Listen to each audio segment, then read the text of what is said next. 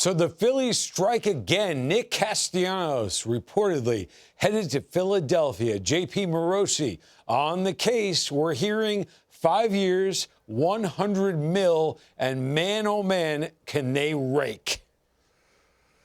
Matt, a significant investment for the Phillies, and it helps to have some history. It was 12 years ago that Dave Dombrowski was then the Tigers president and GM. The Tigers drafted Nick Castellanos as a high school player from the state of Florida. Now, 12 years later, he signs for $100 million. And Matt, to your point, the balance and firepower of this Phillies lineup makes them an immediate force in the National League East. We'll likely see Castellanos playing in left field, which probably pushes Kyle Schwarber to a DH role at the moment. Of course, Bryce Harper playing right field. Our John Heyman reporting that there was a conversation between Bryce Harper and Nick Castellanos to really recruit him to come to the Phillies. And Matt, look at this lineup, 1 through 5 in particular.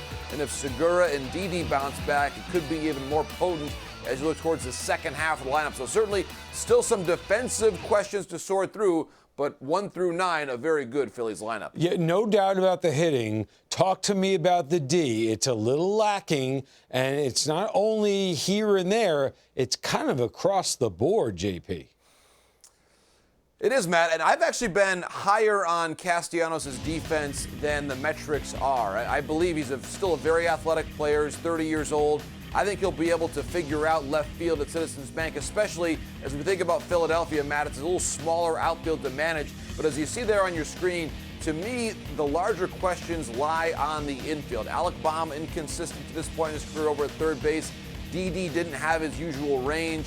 Of course, when you're relying on a Phillies rotation that has a lot of strikeouts with Wheeler and Nola, it's certainly now a rebuilt bullpen that has to bounce back for Joe Girardi here in 2022. So actually, while there's a lot of focus on the outfield at the moment, I look at this infield and say they need more from Bohm, from Didi, from Segura as well. They hope Hoskins bounces back from injury last year. A lot of potential question marks for this team, Matt, but a lot of upside as well. And finally, give me the top 3 in the NL East.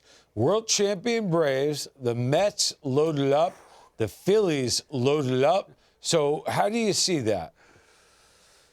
You know, Matt, it's a great question. I would say, too, the Marlins with that great young pitching, we cannot forget them either. I would go at the moment Braves 1, Mets 2, Phillies 3. I still think some questions on the defensive side with the Phillies, but it is close. It's getting tighter, and we're going to see some very entertaining baseball in the National League East this year. Even as great as Max Scherzer and Jacob deGrom are, Matt, they've got some challenging nights ahead of them in this division. It's going to be a whole lot of fun. JP Morosi on the case, as always.